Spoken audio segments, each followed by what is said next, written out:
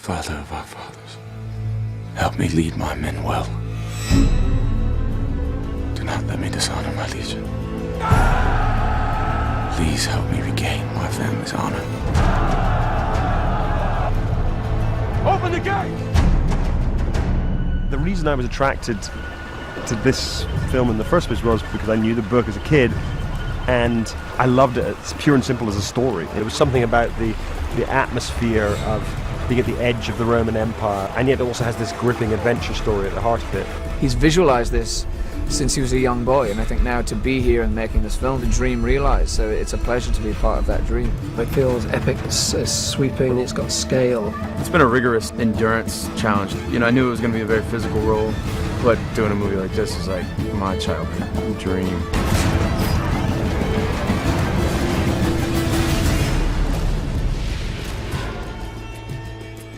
The Eagle, directed by Academy Award winner Kevin MacDonald, is based on the mysterious disappearance of a Roman army 2,000 years ago.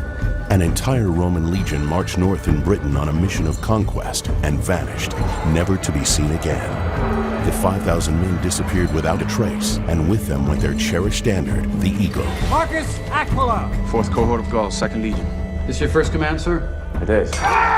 Marcus is a young, very ambitious Roman soldier. All he wants to do in his life is to regain the honor of his family. Well, you know who his father was. The man who lost the Eagle of the Ninth. Not to mention 5,000 men. I'm telling you, the boy's a bad omen.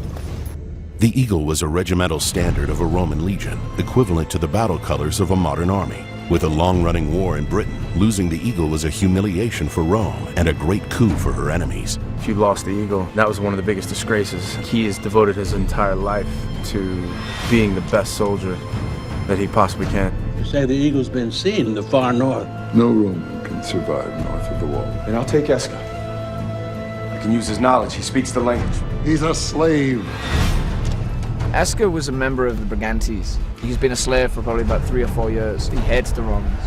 He hates this way of life. He hates that his freedom's been taken away from him. He will slit your throat the minute you're alone. Marcus is very suspicious of the Celts, so is he going to be able to trust Eska? And can he also see Eska as a human being and not just as a slave?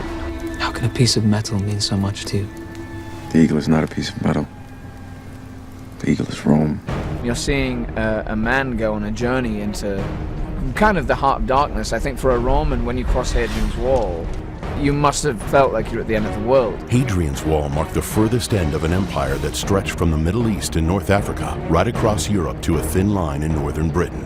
Built to keep out the barbarians on the other side, as far as the Romans were concerned, it marked the end of the known universe. Are you ready?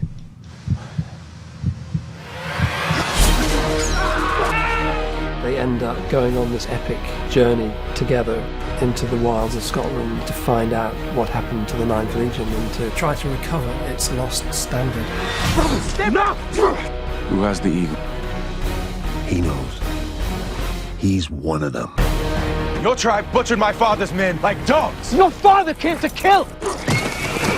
The film is about friendship. The core is about these two guys who are completely different, but somehow they have to connect and understand each other. We have to do this now. I heard 3 or 4 or 5 years ago that Duncan Kenworthy, the producer, had the rights to the book, and I hadn't thought about the book, I suppose, for a while. I approached him and said, I'd love to direct this, because I think I can do something different than anything that's been done before. Ready? On my command!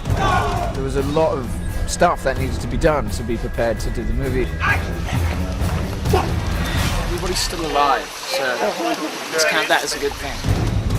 The story's intensive action meant that stars Channing Tatum and Jamie Bell were plunged into a full-scale training program involving major stunt work, and particularly for Channing, an induction into the rigors of the Roman Legion. We learnt these fight scenes for about 3 or 4 weeks, and then while we were shooting, we were just rehearsing. We're running a boot camp here behind us. We start with basic military discipline, getting them to fall in, marching in step, just getting under the skin of a soldier and getting them to feel like a military unit. For 500 years, they were the premier professional army in the world. These are men that would have been working together day in, day out for 10, 15, 20, 25 years sometimes. And, you know, led by their centurion, they would basically have followed him to the ends of the earth. They had to know that in battle, they could trust the person on their right, and we have to try and instill that feeling In putting the fights together, one starts from a historical standpoint, so you research how the Romans fought as best you can, how the Celts fought. The Celts were much more chaotic and disorganized in their approach, whereas the Romans had a much more regimented, uniform approach. So we try and keep those key elements in there. Not leaving them to die. The testudo was primarily used defensively because it covers you overhead. It was used against archers to protect you from arrows. They would basically just trudge forward like an ancient tank, smashing with their shields and stabbing. With Channing and with Jamie, we've been so lucky. At the Fight Club, as they called it, they showed Channing what they'd worked out, and he watched it twice. And he slowly walked through it once with the stunt coordinator, maybe walked through it a bit faster a second time. And then he'd learnt it, and that was it. This long series of complicated moves. And it wasn't just as it were going through the motions, he made it look right there in front of me, believably, as though he was having this fight to the death. In any good fight, there's more to it than just picking up the moves. You can pick up the moves and be very adept, but unless you can actually breathe life into those moves, unless you can play the moments, play the jeopardy of a sword coming by and nearly getting you, it's always going to remain choreography. And thankfully, both of them have the capacity to do that.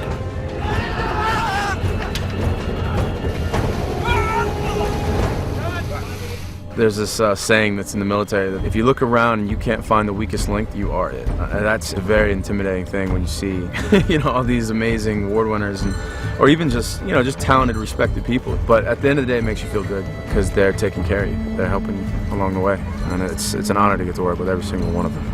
Those talented people include Academy Award winners Anthony Dodd Mantle on camera, costume designer Michael O'Connor, and Academy Award nominee production designer Michael Carlin. For producer Duncan Kenworthy, also an Academy Award nominee, a commitment to excellence was essential. The thing that Kevin and I both agreed on was that we wanted it to be as real as possible. We wanted the audience to feel as though they really were back in the 2nd century.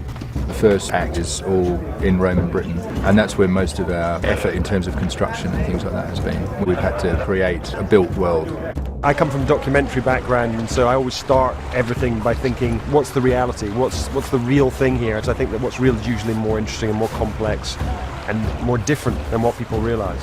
All the forts were built to a pretty much preordained plan with 4 gates, a road going in each way, and a fairly specific arrangement of how the different buildings were laid out, the same way all over the empire. Yeah, there's a praetorium, there's the officers' quarters, there's the barracks. They always had a granary, a blacksmith's, and we've built all of those elements, or suggested them with facades. We built 3 sides of the parapet, pretty much as they would have done, using rammed earth and timber and pretty much real materials the whole time. In most films, things are faked, but in this, everything's out of iron and oak and steel and copper and bronze, and we've made everything out of real materials. I've had basket makers, glass blowers, metal workers, people carving furniture out of oak. We've got exactly what we wanted. We've had some really lovely pieces made, designed especially for the film. This world of Romans and Celts 2,000 years ago was very, very alien.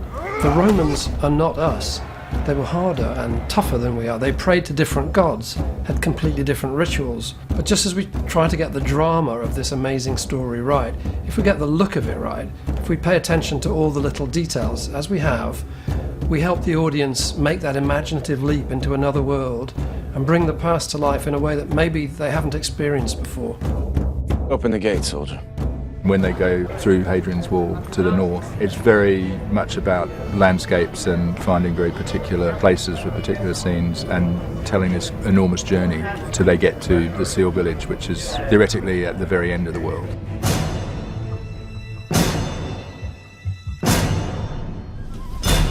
Esther, what's happening? Get on your knees! You're my slaves. Do as I did for you, and you'll survive. Although much of the film is based on meticulous research, for one aspect the filmmakers were able to let their imaginations run free. The Seal people were a tribe invented by Rosemary Sutcliffe for her novel, but not fully described by her. How did they live? What did they eat? The filmmakers had to imagine an entire culture. And we've created this tribe, the Seal people, people who live by the sea, and most of what they live on and dress in comes from the sea, and we've had to sort of invent a whole culture and a look. We're in Fox Point, which is in the northwest of Scotland. It's physically demanding and we're really against the elements up here, but as you can see behind me, the location is just incredible. The wind and the weather and the rain is just constant. and it's relentless. For me to think that there actually were people living there before there was a heater and a furnace and insulated houses, I can't imagine how hard these people must have been. How utterly just, indestructible, and why anyone would want to live up there, I don't know. I mean, it's unbelievably majestic and beautiful, but I don't know how anyone lived because it was such harsh conditions. Everyone's just incredibly passionate. I mean, you know, we're up here in force 8 gales, you know, blowing at us most of the time, and the rain is coming in sideways, but still everyone is on these hills and moving equipment around and putting stuff up that was falling down, and, you know, everyone is very committed and passionate to the project. It's a pleasure to get to work with people like that. They'll never catch us on foot. What's been wonderful for me is right from the beginning, Jamie and Channing have given their all to this film, and they've both spent weeks, months learning how to sword fight, crawling through freezing Scottish rivers, and for days on end, lying around in the mud. They've really had to go through it, and because they're so committed and enthusiastic and excited about the film and about the characters, they've been prepared to do that, and that's been such a godsend for me. It is epic in its story and what it's trying to do, where we're really at these locations, we're really here, nothing is like CGI, and Anthony's got a fantastic eye, so it'll look beautiful. What Kevin's great at is relationships, especially friends, and really getting to sense what they go through together, and every dip and turn along the way, in their little micro-universe, you know, Kevin's really, really good at that. It's a great, great story, and there aren't many great stories in the world which just take hold of your throat and lead you the entire way, and I think this is one of those great stories.